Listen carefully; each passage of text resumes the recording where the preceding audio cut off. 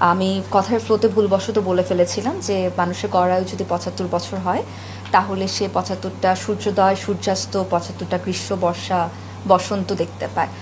কথার ফ্লোতে আসলে কারোরই খেয়াল ছিল না, আর আমি জানি না যিনি এটা এডিট করেছেন তিনিও কেন বা এটা রেখে দিলেন, বা তার নজরেও হয়তো বা পড়েনি, কোনো একটা কারণ হতে পারে।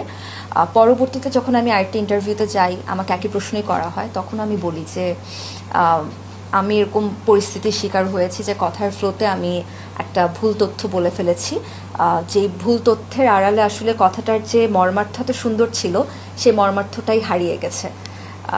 হ্যাঁ, এটা হয়। আমার কাছে মনে হয় যে ভুল স্বীকার করে নেওয়াটা ভালো একটা দিক। আর নিজের ভুল যদি আমি নিজে বুঝতে পারি, সেটা যদি আমি শুধরে নিতে পারি, তাহলে আমারই তো উন্নতি হলো। সঠিকটা ছিল এটা আমার আসলে জন্মদিন উদযাপন নিয়ে আমার একজন কো আর্টিস্ট বলেছিলেন। আমি তাকে বলছিলাম যে ভাইয়া, এটা তো আসলে প্রতি বছর আসে, এজন্য আমি জন্মদিন উদযাপন করার কোনো কারণ খুঁজে পাই না। তখন তিনি আমাকে বলেছিলেন যে মানুষের গড় আয়ু যদি ৬২ বছর হয় তাহলে সে প্রতি বছরে একবার করে গ্রীষ্ম, বর্ষা, বসন্ত পাচ্ছে।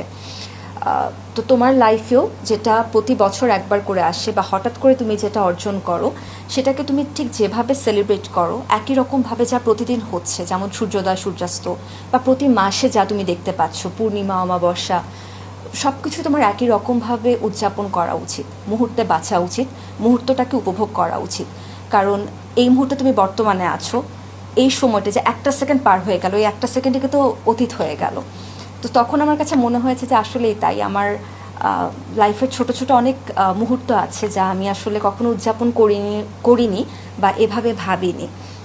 তো দেখুন কত সুন্দর একটা কনভারসেশন, অথচ আমার একটা ভুল বাক্যের জন্য খারাপ হয়ে গেল। না, ৬২-৭৫ থাকে না যে আমরা তো আসলে বিজ্ঞানের বইয়ে পড়েছিলাম যে মানুষের গড় আয়ু ৬২ বছর, কিন্তু সময়ের সাথে সাথে ৬২-র বেশিও তো মানুষ বাড়ছে।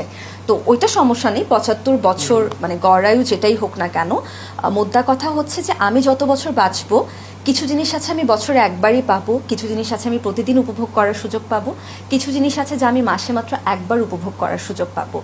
যা যখন যেভাবেই আমি উপভোগ করার সুযোগ পাই না কেন, আমার মুহূর্তে বাঁচা উচিত, আমার মুহূর্তটাকে উপভোগ করা